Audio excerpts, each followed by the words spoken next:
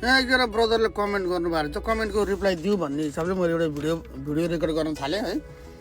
मैले line connection दिएँ, line connection दिएपछि नोटिफिकेसन अन भयो है। भिडियो अलिकति लामो होला, मजाले हेर्नुहोस्, काम लाग्न सक्छ। मजाले सम्झाउँछु है त, नयाँ साथीहरूले काम लाग्न सक्छ। मैले लाइन कनेक्सन दिए बित्तिकै अनि अटोमेटिक आयो लरी स्पिड है, 17 मिटर चौडाइ लम्बाइ, यो चौडाइ, अनि यो हाइट 4 मिटर। ट्रेलरमा राइड छ XL 5 XL, maximum weight 40 ton, खालीमा 17 टन, यसरी सेट गरेको छु। अनि मैले डन गरिदिएँ है, डन गरिदिएँ।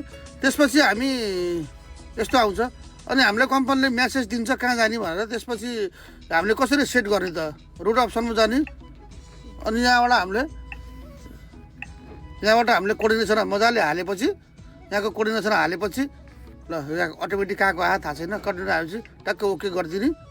अनि ओके गरेपछि अनि स्टार्ट हुन्छ, मजाले लोकेसन स्टार्ट हुन्छ है। अनि त्यसपछि कोर्डिनेसन छैन, हजुरसँग कोर्डिनेसन छैन भने यसलाई डिलिट गर्न पनि मिल्यो।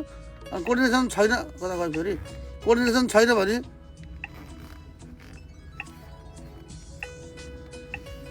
हजुरहरूले